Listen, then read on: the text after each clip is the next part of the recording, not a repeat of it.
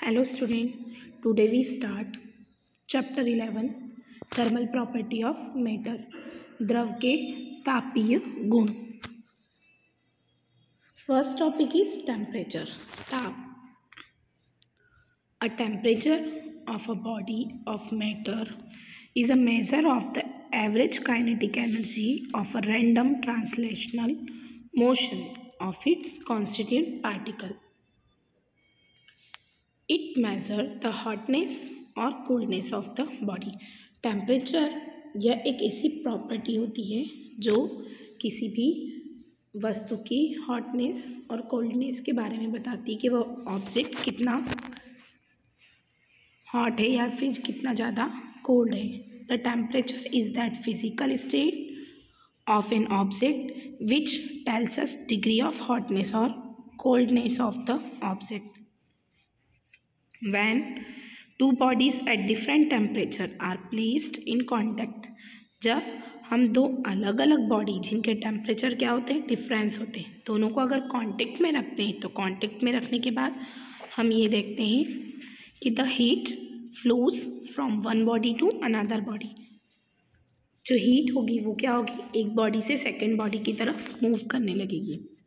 This flow of heat occur due to their temperature difference. ये जो heat का transformation होता है वो उनके टेम्परेचर, उसके ताप में डिफरेंस के कारण होता है। Heat flows from a body at higher temperature to the body at lower temperature. जो हीट होती है वो हायर बॉडी के टेम्परेचर से लोअर बॉडी टेम्परेचर की तरफ फ्लो होती है till their temperature becomes equal, जब तक कि उन दोनों ही बॉडी के टेम्परेचर क्या ना हो जाए, इक्वल हो जाए। Thus the temperature is a physical state of a body which determines the direction of flows of heat energy when it is placed in contact with the other body if exchange of heat is possible. Temperature scale. Several scales and units exist for measuring temperature. The most common being Celsius, Fahrenheit and especially in science Kelvin. Temperature को measure करने के लिए हमारे पास बहुत सारी scales होती हैं, but कुछ स्केल ऐसी होती हैं जो बहुत ही इम्पॉर्टेंट होती हैं। वो होती हैं सेल्सियस स्केल, फ़ारेनहाइट स्केल और स्पेशली जो यूज़ की जाती है वो क्या यूज़ की जाती है, हम केल्विन स्केल यूज़ की जाती है। First is Celsius scale. This scale was designed by Swedish scientist Andreas Celsius in 1700 या 1710। जो सेल्सियस पैमाना होता है उसकी का आविष्कार स्वीडन के वैज्ञानिक सेल्सियस ने किया था। The Celsius scale is used for common temperature measurement in most of the world. Overall पूरे वर्ल्ड में अगर हम देखें तो सेल्सियस स्केल को ही मेजोरिटी में यूज़ किया जाता है। It is an empirical scale. ये एक एम्पायरिकल स्केल होती है। It's 0 point is 0 degree centigrade. इस स्केल का जो 0 पॉइंट होता है वो 0 डिग्री सेंटीग्रेड पर होता है, being defined by the freezing point, जिससे हम फ्रीजिंग पॉइंट ऑफ वाटर, पानी का जो गलनांक होता है उस गलनांक से शो करते हैं। And 100 degree Celsius was the boiling point of water. जो 100 डिग्री सेल्सियस होता है उसे हम पानी के बॉइलिंग पॉइंट क्वथनांक से शो करते हैं। Both at sea level atmospheric pressure. Because of the 100 degree interval it is called a centigrade scale. इसमें ये जो सेल्सियस स्केल होती है उसमें टोटल जो डिवीज़न होते हैं वो 100 डिवीज़न होते हैं, तो उस 100 डिग्री इंटरवल के कारण ही हम इसे सेंटीग्रेड स्केल भी कहते हैं। Second type of scale is Fahrenheit scale. This scale was designed by German scientist Gabriel Fahrenheit in 1717। इस पैमाने का आविष्कार जर्मनी के वैज्ञानिक फ़ारेनहाइट ने किया था। The United state commonly uses the Fahrenheit scale. United state में फ़ारेनहाइट स्केल का ही यूज़ किया जाता है टेम्परेचर को मेज़र करने के लिए। On which water freezing at 32 degree Fahrenheit, जिसमें जो वाटर का फ्रीजिंग पॉइंट होता है वो 32 डिग्री फ़ारेनहाइट पर होता है, and boils at 212 degree Fahrenheit, और जो बॉइलिंग पॉइंट होता है वो 212 डिग्री फ़ारेनहाइट होता है at sea level atmospheric pressure. Next type of scale is Kelvin scale. This scale was designed by Lord Kelvin. In this scale, the melting point of ice is 273 degree Kelvin. इस प्रकार के पैमाने का आविष्कार England के वैज्ञानिक kelvin ने किया था। Many scientific measurement use the Kelvin temperature scale. It is thermodynamic or absolute temperature scale. Its 0.0 Kelvin is defined to coincide with coldest physical possible temperature. The temperature of absolute zero occur at 0 Kelvin is equal to minus 273.15 degree centigrade, and the freezing point of water at sea level atmospheric pressure occur at 273.15 Kelvin. Fourth type of scale is Reaumur scale. This scale was designed by R.A. Reaumur in 1730. In this scale, the lower fixed point is 0 degree and upper fixed point is 80 degree. The distance between two fixed points is divided into 80 equals points. Each part is called 1 degree Fahrenheit. Reaumur scale, इस पैमाने का आविष्कार France के वैज्ञानिक rumour ने किया था। इस पैमाने में जो नीचे वाला पॉइंट अधोबिंदु और ऊर्ध्व पॉइंट सबसे ऊपरी जो हाईएस्ट पॉइंट होता है, इनके बीच में जो टोटल अंतराल होते हैं वो 80 इक्वल पार्ट्स होते हैं। इसके प्रत्येक भाग को हम एक अंश या एक र्यूमर भी कहते हैं। Conversion of temperature from one scale to into another scale. अब एक स्केल से सेकंड स्केल में अगर हमें टेम्परेचर को चेंज करना है तो उसके लिए हमारे पास फॉर्मूला होता है टेम्परेचर ऑन वन स्केल, कि कोई भी जो भी स्केल है उस स्केल का temperature minus lower fix point. जैसे हमें सेल्सियस है तो यहाँ पर लिख दिया हमने सेल्सियस स्केल में मेज़र कर रहे हैं तो C minus lower fix point. Lower fix point जो होता है हमने फ्रीजिंग पॉइंट देखा था सेल्सियस में कितना होता है 0, फिर upon upper fix point. Upper fix point हमने देखा था 100 degree centigrade minus lower fix point कितना था 0। एज इट इज़ अगर फ़ारेनहाइट में देखते हैं हम तो Fahrenheit minus lower fix point होता है इसका 32, हाईएस्ट पॉइंट होता है 212 minus lower point. As it is अगर र्यूमर में देखते हैं तो Reaumur R minus lower point होता है 0, अपर पॉइंट होता है 80 minus 0। As it is Kelvin में देखते हैं अगर तो कैल्विन इसका लोअर पॉइंट होता है 273.13 और हाईएस्ट पॉइंट होता है 273.15 माइनस लोअर पॉइंट। इस फॉर्म का यूज़ करके या फिर इस फॉर्मूले का यूज़ करके हम कोई भी एक यूनिट में या एक स्केल से टेम्परेचर को सेकेंड स्केल में चेंज कर सकते हैं। Heat is a form of energy called thermal energy which flows from a higher temperature body to a lower temperature body when they are placed in contact. Heat एक प्रकार की energy या ऊर्जा होती है जिसे हम थर्मल एनर्जी भी कहते हैं, जो हायर टेम्परेचर वाली बॉडी से लोअर टेम्परेचर वाली बॉडी की तरफ क्या होने लगती है, मूव होने लगती है। हीट और thermal energy of a body is the sum of kinetic energy of all its constituent particle on account of translational, vibrational or rotational motion. SI unit of heat is joule. The practical unit of heat is calorie. Then 1 calorie is equal to 4.18 joule. 1 calorie is the quantity of heat required to raise the temperature of 1 gram water is 1 degree centigrade. Mechanical energy or work W can be converted into heat. 1 W is equal to 1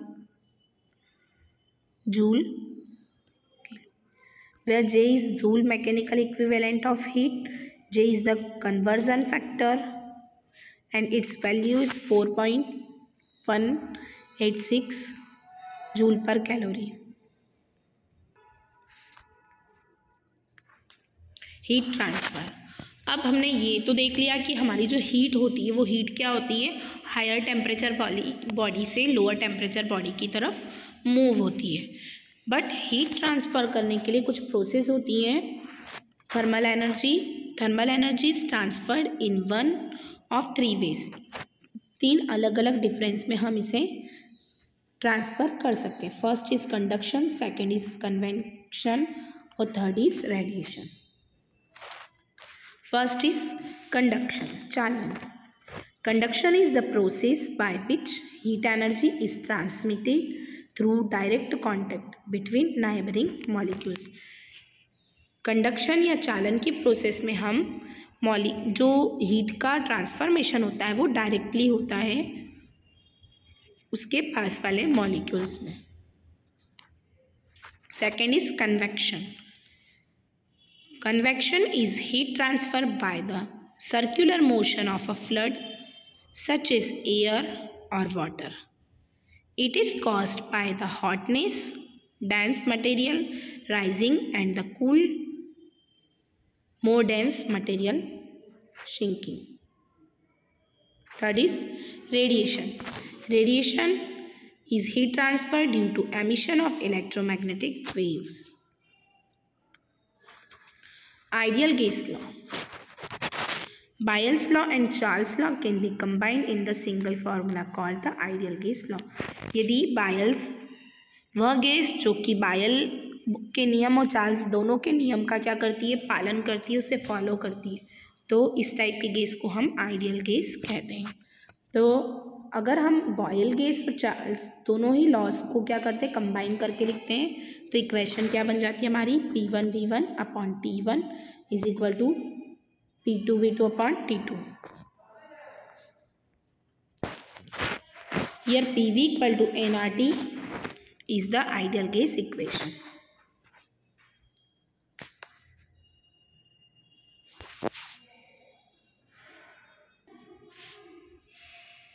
Heat capacity.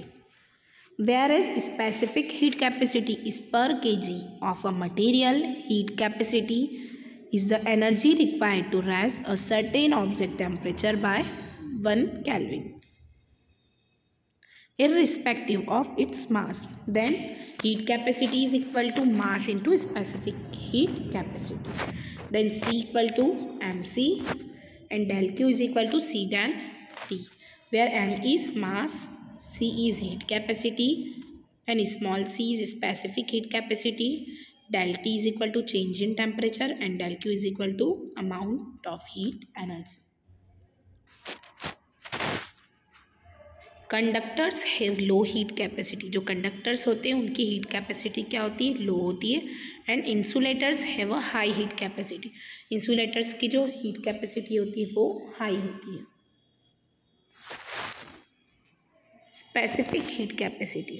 We know that temperature is a measure of average kinetic energy per particle in a substance. However, not all substances will behave in the same way when heated. The specific heat of material is amount of energy needed to increase the temperature of 1 kilogram of mass of the material by 1 Kelvin. Then del Q is equal to mc del T. Unit of specific heat capacity is joule per kg per Kelvin. Here del Q equals to amount of heat energy, del T equals to change in temperature, m is mass and small c is specific heat capacity.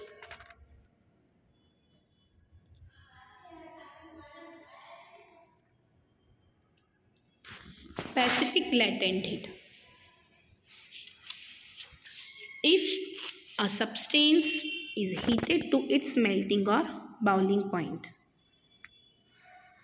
Any further heat supplied to the substance will be used to do work on the molecules, overcoming the force that hold them together and causing a change of state. These all occur at a constant temperature. The heat supplied to causes this change of state is called latent heat. The specific latent heat of a material is the amount of energy needed to change 1 kilogram of mass of a material from one state of matter to another without change in temperature. किसी भी material का अपनी एक state से second state में change होने के लिए जितने भी अमाउंट ऑफ एनर्जी या हीट की ज़रूरत होती है, उस हीट को ही हम स्पेसिफिक लेटेंट हीट कहते हैं. The formula of specific latent heat is Q equal to MLF and Q equal to MLV. Change of state. Matter can change from one state to another. Matters जो होते हैं, पदार्थ क्या होते हैं, एक फॉर्म से या एक स्टेट से दूसरी स्टेट में चेंज होते रहते हैं. The process by which a solid change to liquid is called melting. वह प्रोसेस जिसमें जो सॉलिड मैटर होते हैं वो लिक्विड में चेंज होते हैं, इस प्रोसेस को हम मेल्टिंग पॉइंट या मेल्टिंग कहते हैं. The process by which a liquid change into a vapour is called evaporation. जब बॉडी क्या होती है, लिक्विड फॉर्म से सॉलिड से लिक्विड में चेंज होती है तो उसे हम मेल्टिंग पॉइंट कहते हैं.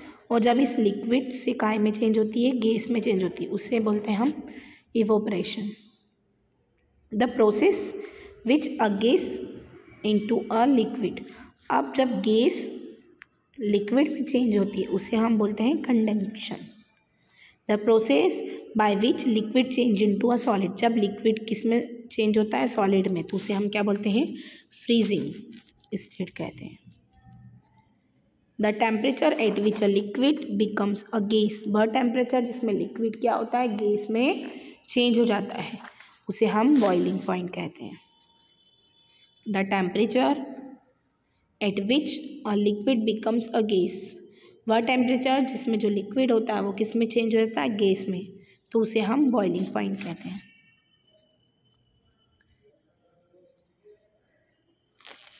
Thermal expansion. Whenever a substance, solid, liquid or gas is heated, then they always expand with some expectation. Actually, every material consists of atom or molecules. When it is heated, the equilibrium distance between the molecules or atom increases. Therefore, they expand.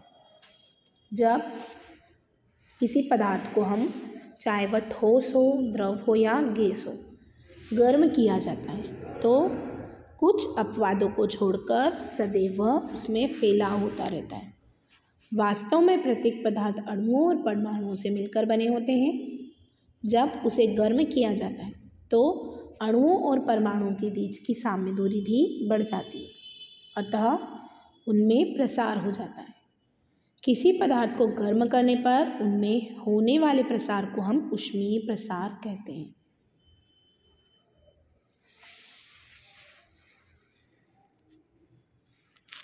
There are 3 types of expansion. First is linear expansion, second is superficial expansion, and third is volume expansion. First is linear expansion.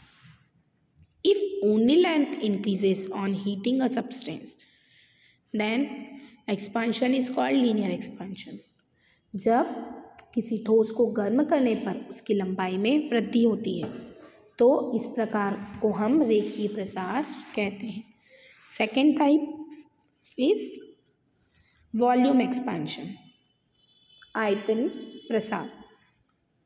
If volume of substance is increases on heating, then expansion is called volume expansion. जब किसी ठोस को गर्म करते हैं हम, तो गर्म करने पर उसके आयतन में जो वृद्धि होती है उसे हम आयतन प्रसार कहते हैं.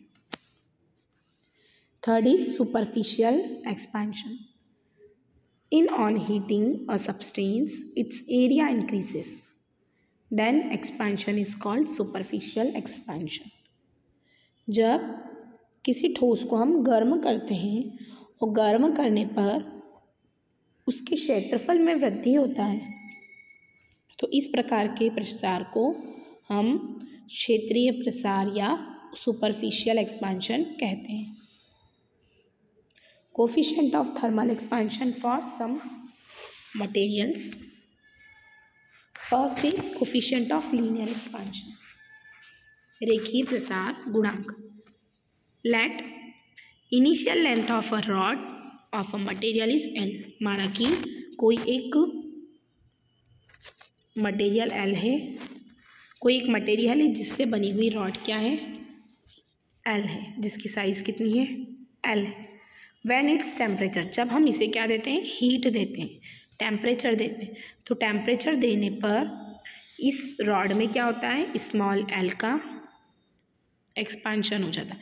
इसकी जो लेंथ होती है वो लेंथ कितनी हो जाती है, एल से डेल एल क्या हो जाती है, इंक्रीज हो जाती है. It has been found that, ये देखा गया कि the increases in length of rod is del L. जो लेंथ में इंक्रीजमेंट हुआ है वो कितना हुआ है, डेल एल हुआ. Is directly proportional to its initial length. ये जो इंक्रीज हुआ है वो जो मेन लेंस इनिशियल लेंस होती है एल लेंथ, उसके डायरेक्टली प्रोपोर्शनल होता है. Is directly proportional to increases in temperature. जो लेंथ हमारी इंक्रीज हुई है वो डायरेक्टली प्रोपोर्शनल होती है टेम्परेचर में इंक्रीज के. Then del L is proportional to L del T. Then del L is equal to alpha L del T, where alpha is proportionality constant, is called coefficient of linear expansion of a material of the rod. Its value depends on the nature of material. इसकी जो value होती है वो matter के nature पर depend करती है. Then alpha is equal to del L upon L del T. If L equals to 1 and del T equals to 1 degree centigrade, then from equation first del L equals to alpha. Then the coefficient of linear expansion of substance is defined as the change in length per unit length with per degree rise of temperature. It is denoted by alpha. Then alpha equals to del L upon L del T. Coefficient of cubical expansion. Let the volume of material is V. माना कि एक कोई rod है, इस rod का जो volume है वो वॉल्यूम कितना है, वी वॉल्यूम है. व्हेन इट्स टेम्परेचर इंक्रीज, जब हम इसका टेम्परेचर डेल टी बढ़ा देते हैं रॉड का, तो इसका वॉल्यूम इंक्रीज होके कितना हो जाता है, डेल वी हो जाता है. Then del V is directly proportional to initial volume. जो डेल वी होगा वो इनिशियल वॉल्यूम वी के डायरेक्टली प्रोपोर्शनल होगा. Directly proportional to increases in temperature, temperature में इंक्रीजमेंट के इक्वल होता है. Then del V is proportional to V del T. Then del V is equal to gamma V del T, where gamma is constant of proportionality and it's called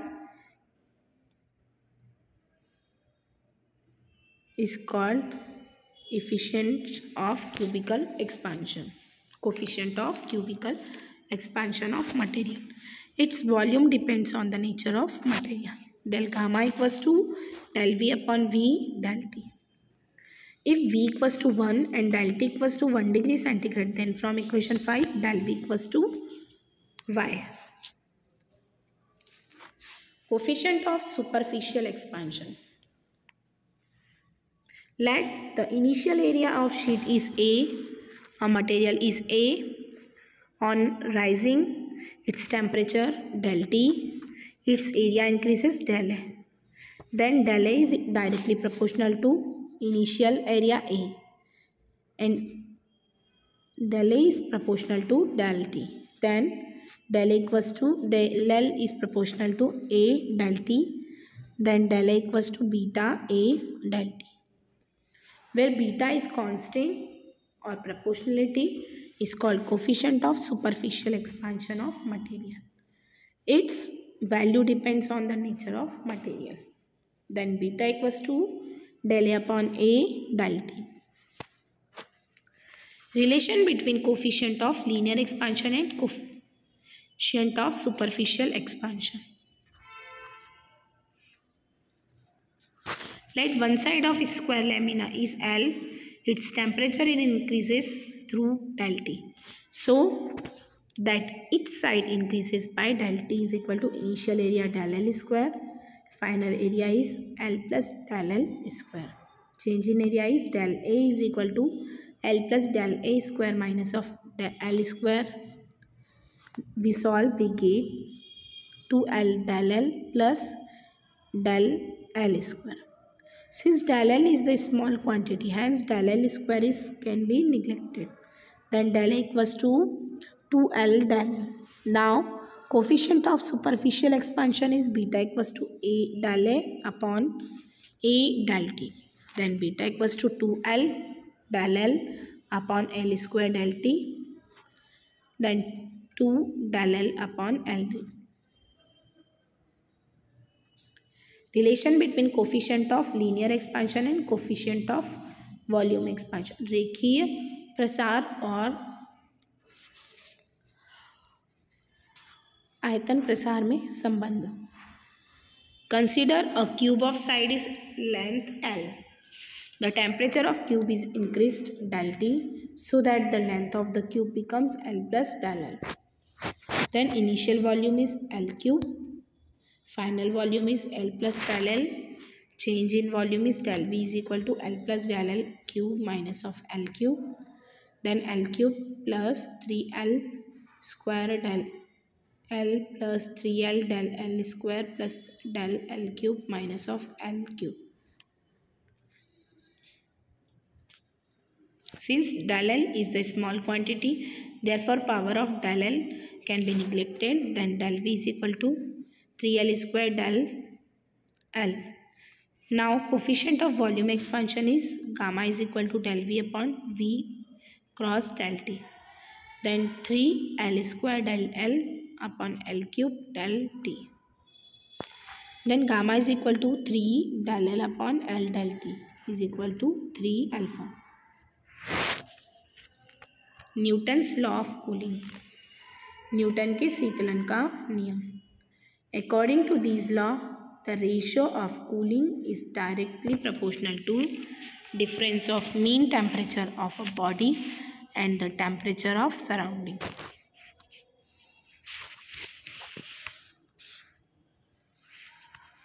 Let the temperature of black body is T and temperature of surrounding is T naught. Then radiant energy per second unit area is E equals to sigma del 4 minus del 4. If the temperature difference is del T, then E equals to sigma T naught plus del T power 4 minus T naught power 4. Then we get sigma T naught cube 4 del T. T naught and sigma are constant. Then E is proportional to del T. Hence the rate of radiant of heat gives the directly proportional to the temperature difference. Limitation. The temperature difference between the body and surrounding should not be more than 30 degree. Body का temperature और surrounding का temperature जो होता है उन दोनों के between जो डिफरेंस रहना चाहिए वो 30 डिग्री से ज़्यादा नहीं होना चाहिए. The loss of heat should be only in radiations. The temperature of the surrounding and nature of the body should not be changes. Let a substance be cooled from 0 theta 1 degree to theta 2 degree in T second. Then temperature of surrounding is rate of cooling is theta minus theta 2 by 2 by T. Mean is theta 1 plus theta 2 upon 2. Then temperature difference is theta 1 minus theta 2 up theta 2 plus theta 1 upon 2 minus of theta. Then theta 1 minus theta 2 upon t is proportional to theta 1 plus theta 2 upon 2 minus of theta. Theta 1 minus theta 2 upon t is equal to k theta 1 minus theta 1 plus theta 2 upon 2 minus of theta.